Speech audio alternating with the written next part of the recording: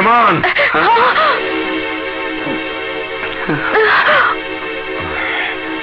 ভাইয়া না, আমি তোর কোনো কথাই শুনতে চাই না।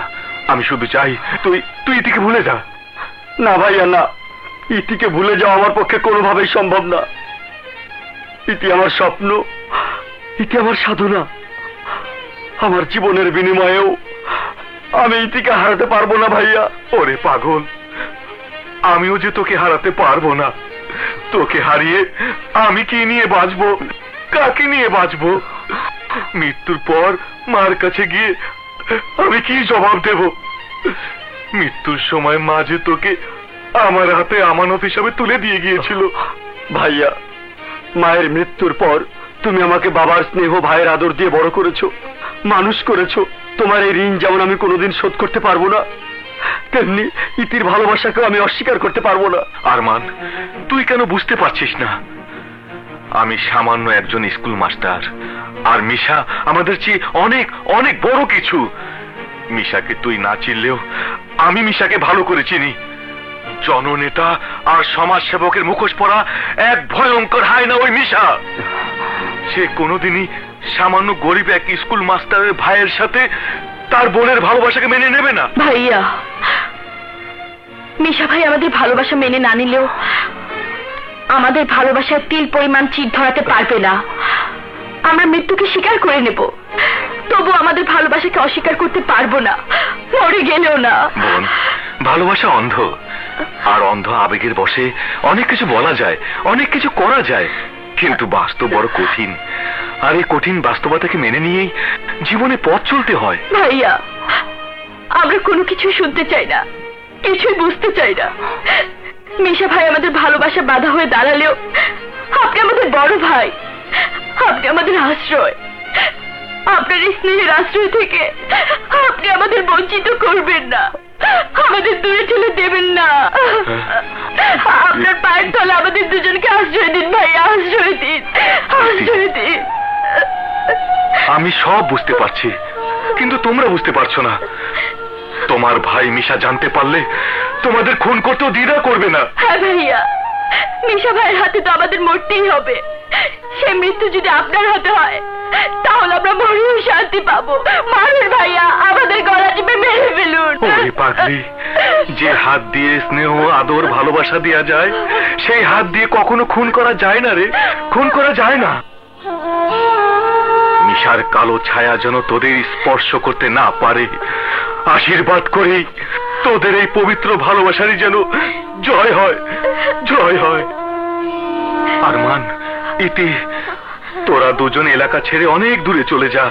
মিশা যেন কখনো তোদের স্পর্শ করতে না পারে। চল, আমি তোদের এগিয়ে দিয়ে আসি। তাড়াতাড়ি আয়।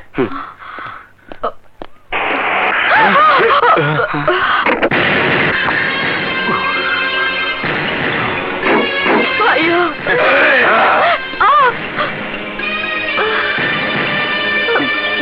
এই মিশা সওদাগরের ভয় আজ পর্যন্ত কেউ আমার বোনের দিকে চোখ তুলে তাকানোর সাহস পায়নি।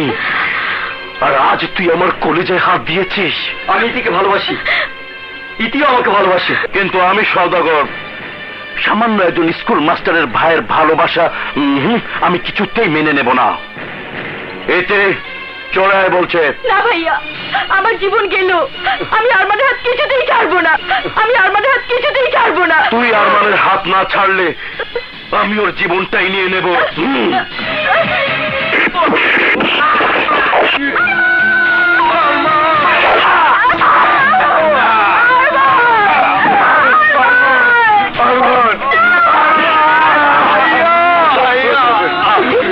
কি হয়ে গেল ভাই, কি হয়ে গেল ভাই? আরমান, আরমান, না আরমান, না।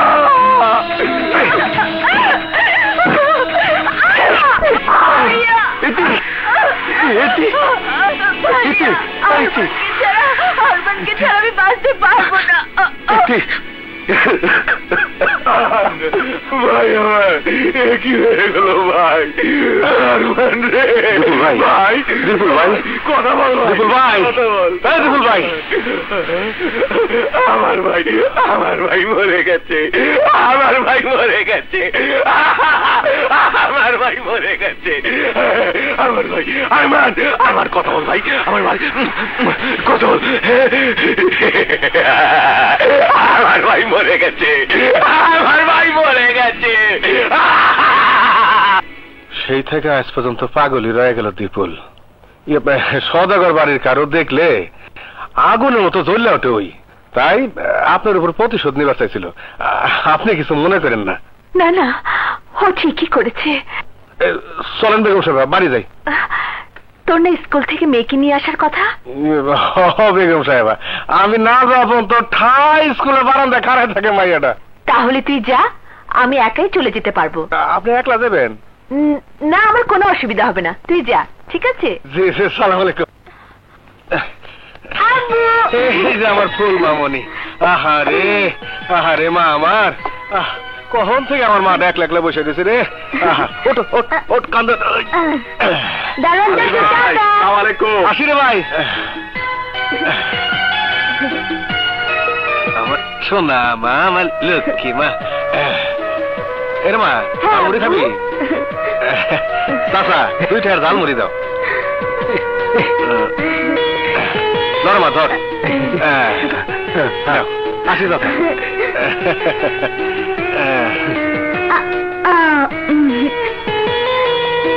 আচ্ছা আব্বু, তুমি রোজ রোজ এত কষ্ট করে আমাকে নিতে আসো কেন?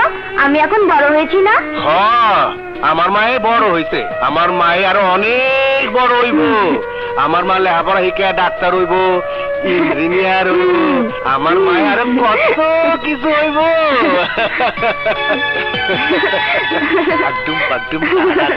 চোদু মাস্টার শ্বশুর বাড়ি, রেলগাড়ি ঝম্মা জম, পা পিছলে আলু দম, আডুম বাডুম তারা তা। রিতা, রিতা, আরে কই তুমি? কি হলো? তোমরা এত দেরি করলা? আমি কখন থেকে অপেক্ষা করে আসছি।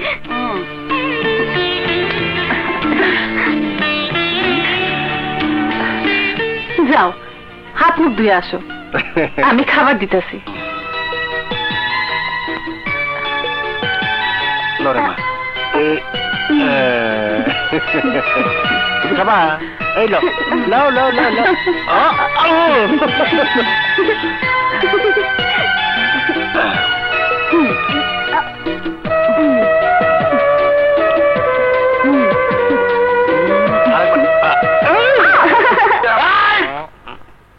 অসম্ভব। পারুলের মতো সুন্দরী মেয়েকে না পেলে আমার মাথা নষ্ট হয়ে যাবে।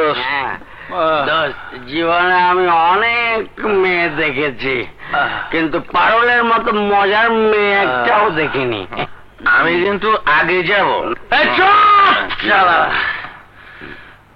পারুল মারুল যাই হোক, একটাকে নিয়ে আয়। আমার আর সহ্য হচ্ছে না। সে রাত থেকে শুনছি পারুল আসছে আসছে আসছে আসছে। কোথায় পারুল, কোথায়? খালি আবার ফাঁকি দিল না তো? ঠিকই কইছো, পারুল তোমাকে ফাঁকি দিয়ে চইলা গেছে। আর তোমরা এখনো বইয়া আছো? যাও এখানতে। যাও, আগে পারুলকে এনে দাও, তারপর চলে যাও, নাহলে আমরা এখান থেকে যাও না। শালি আমাকে ফাঁকি দিয়ে গেল। শালি আমার কাছ থেকে নগদ 5,000 টাকা নিছে। ও তোমাকে ফাঁকি দিয়া চইলা গেছে, এখন যাও তোমরা। যাব, আগে পারুলকে এনে দাও, আমার মাথাটা ঠান্ডা করি, তারপর যাব, নয়তো আমরা এখান থেকে এক পাও যাব না। তোমরা যাইবা না? খাড়াও, যাওয়াইতাছি। কালু, এগুলারে বাইরের রাস্তা দেখা। শোন মাদারি,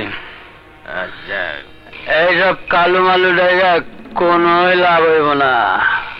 আমার মাথা ঠান্ডা নইলে আমি বাঁচুম না, মইরাই যামু।